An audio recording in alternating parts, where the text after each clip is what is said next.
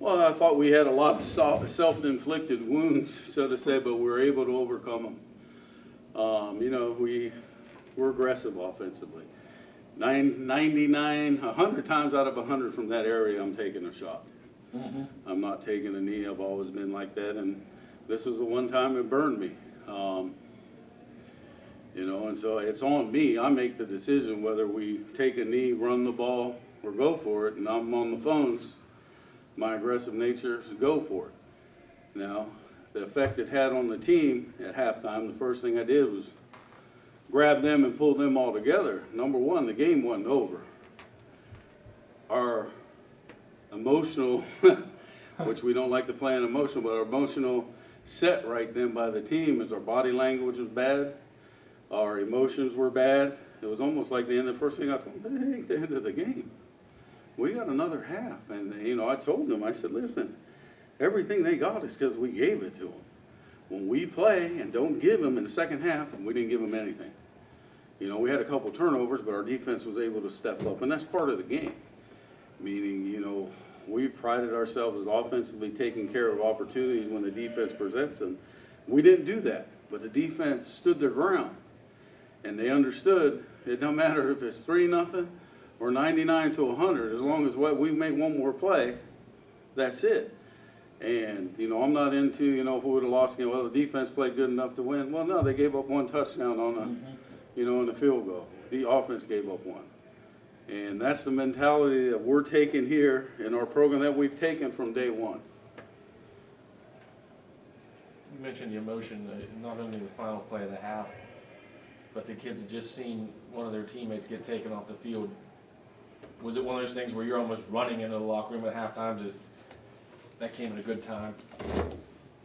I don't think it ever comes at a good, what are you talking about, The the injury? halftime. Oh, the About halftime. getting in there to regroup. Well, yeah, I mean, you know, it was the last play of the half, or they kicked the extra point, but, you know, yeah, we got into regroup, we could have came in up, you know, but I think us being down, it actually helped us. We refocused. They understood it was still a one-score game, you know, and we picked our chances when to take shots, and we did. You know, they're a good defense. They limit you sometimes on what you want to do.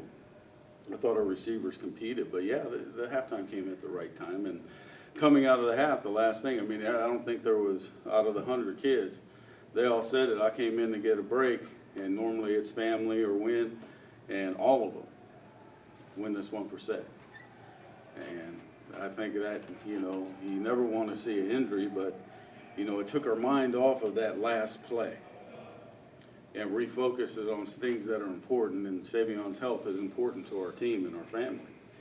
And that turned our emotional switch from, damn, we gave them another one, to, hey, we got to go get this one from Say, we got to get together, we can't splinter.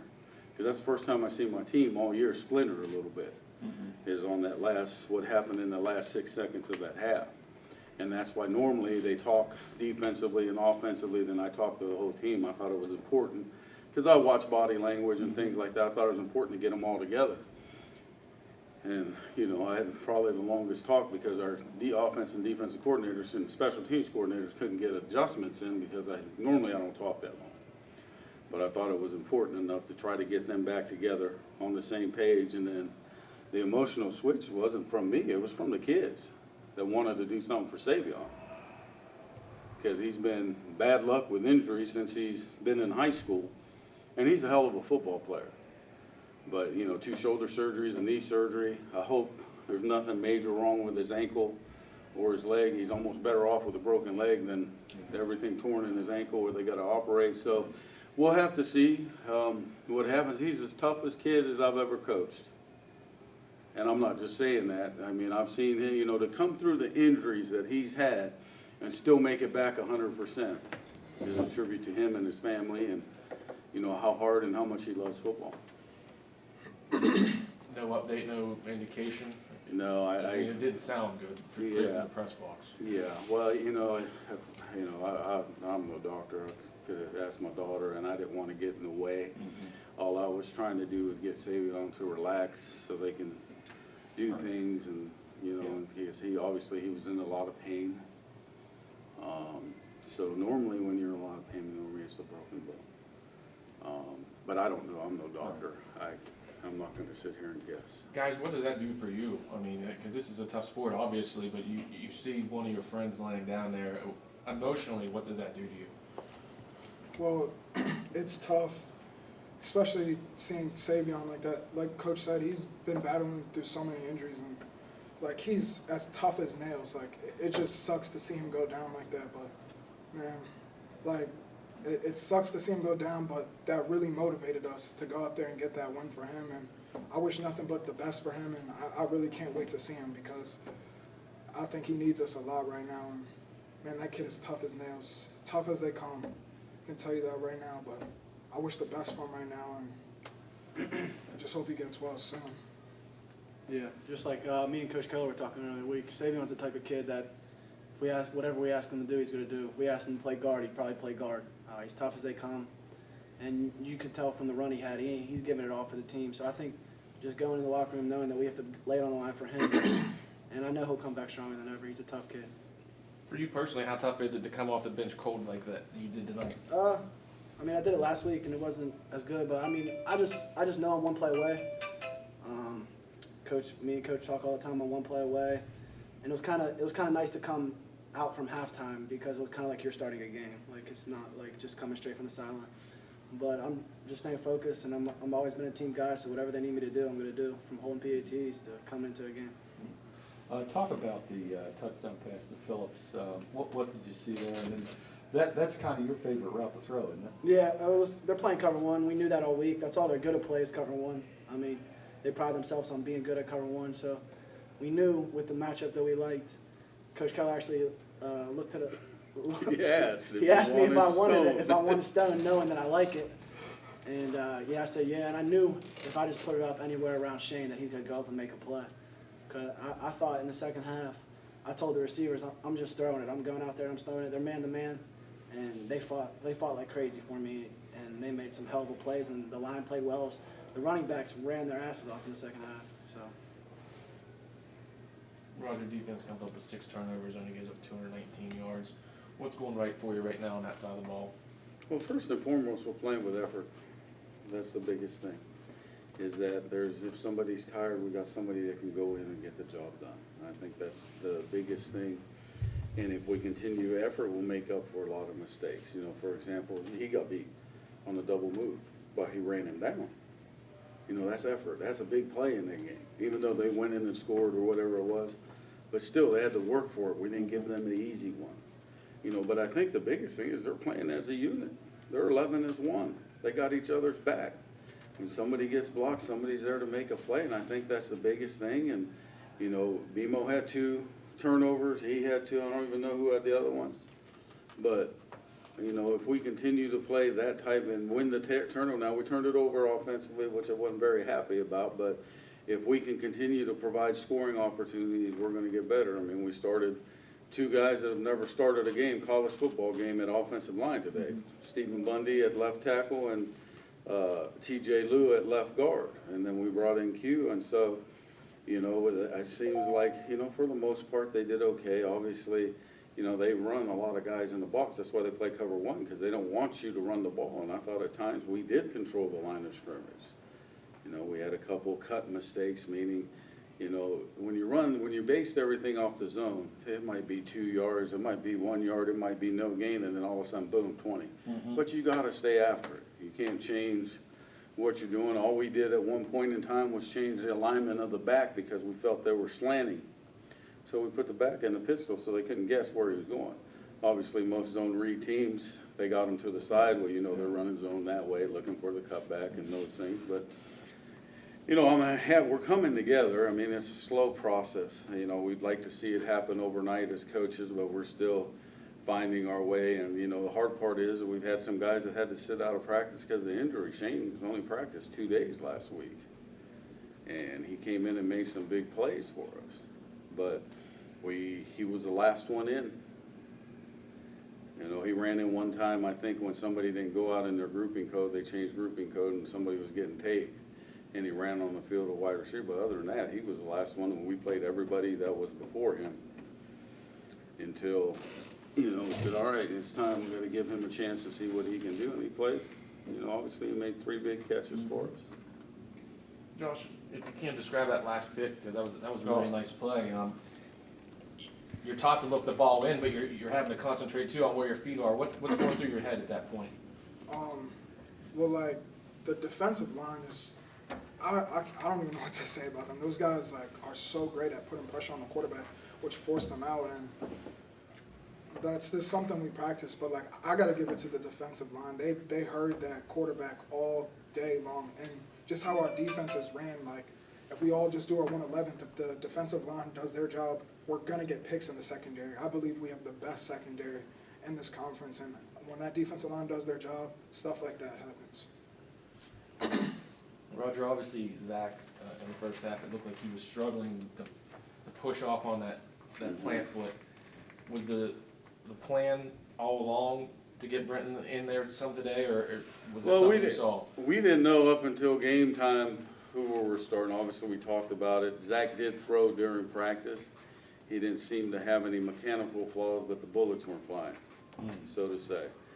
And, you know, he had some mechanical flaws is why, and it was protecting the knee, but he didn't have those mechanical flaws in practice. And then they showed up in the game, and there was we talked on the headset about earlier, and then he started completing a couple balls, and then, you know, it was hold on, and ultimately it's my decision. And it wasn't because of the fumble, it was because of the couple passes that he normally makes that weren't even close. And mostly it was thrown to the left, and we get stuck on that left hash, you know, almost the whole first quarter. I think if it was to the right, it might, if we were on the right hash, it might have been a different story. But he, you know, the same thing. You can't take anything. He's out there battling, wants to win the game. I can tell you, there was nobody happier we won the game than him. You know, and the one thing that, you know, and I told him this, I said, if I see you not playing like yourself, meaning taking off and running with the football and doing those things, I'm not going to play you because that's your defense mechanism. But, you know, and I played quarterback. The toughest job in the world is being the next guy up because you can be in like that. No snaps, no throws, sit over there signaling, all that thing. And so, you know, we talked on the phones about getting to halftime and then making a change at half instead of throwing somebody in. And so, but I think, you know, having the 3 quarterbacks makes everybody better because they compete in practice. It's not like you get reps, don't you? It's not like where, you know, when Demetrio was here, he was the only one that took a rep, to be honest with you. We're still constantly getting them ready because they're one play away from getting in. And, you know, it doesn't, the one thing good about Brenton and Lucas is that we really don't have to change the game plan because they can make all the throws. The biggest difference, like I told both of them in the beginning, was the reason why Zach was starting was because of his legs. And I think we're going to get better up front with some of the changes we made, and then hopefully next week we get Rucker and May back, which gives us some more options to play, but it moves Rucker probably back down to a more comfortable position. You know, and you know, Tyler Eli gave up one today. I'm going to take that. That kid fights his butt off every play for a true freshman playing with the physicality. And obviously he came from one of the top programs in the country, not just in the area. Right. And so he has that fight. He doesn't back down from anybody. That's hard to find at any position. At any position that you play in college football. And so, you know, we're going to go as far as the offensive line takes us. Let's face it, that's football. And we're getting a lot of pressure, like Ojo said. He hit it on the head. But he's making plays because that defensive line is getting pressure. And they've gotten pressure every game. Well, for a couple of years there, you guys struggled with consistency in the kicking game. How much of a luxury is it to have Owen doing what he's doing for you guys? Oh, this guy, I don't talk to him. I don't want to mess him up. So, I mean, honestly, I did a good job. You know, that's it. I don't want to mess him up. I put it in there, he has no fear, just like Tyler Eli. And I don't know if because he doesn't understand the moment he's in, or he just don't care. I'm just going to kick it. But I ain't talking to him to mess it up. You know, knowing that, and I know what his range is, and I know he's only going to get stronger and better. And You know, he broke his hand playing, he's on the soccer team, broke his hand playing soccer, and It's kind of reversed the way it should be. yeah, I know, but you know, honestly, I said there's more injuries in soccer than football. Yeah, Look it's at a the rookie. studies. But, you know, and I joke with him. The only thing I say with him is I joke with him all the time. You know, everybody says this is soccer's a communist plot to ruin the youth of America. It's one of the few sports we play here that we didn't invent here. You know, other than golf or, you know, something else. But a great kid. I know that with the success he's having, he's going to make a decision. I don't think he wants to do both. You know, obviously Christian's a senior, and, you know, and poor Christian, he'd probably leave the country in punting if I didn't make him kick it to a certain area. Yeah. I mean, look at the 2 punts he had into the wind compared to what they were punting into the wind. But I make him kick it out of bounds or to the sideline, and that's hard when you're trying, you know, if I just let him go rack and bang. I mean, last year I put him in twice after we, you know, pulled him out, and both punts were over 70 yards. That's the leg he has. But because of coverage and trying to play smart football, we area kick everything. Right. I think, you know, one of the biggest plays is when we got the personal foul on the extra point, and he squibbed the ball perfectly, and we got to say if we can get him anywhere from the 40 back, it's a good kick. And one more hop, it might have bounced over his head. Brenton, you're a fifth-year senior, been through the wars and everything. Talk about what come from behind win like this at home can do for you as far as building momentum for the rest of the season. Yeah, it's huge. I mean, we talk about like it's a team win. From the defense played great and offense in the second half we came on.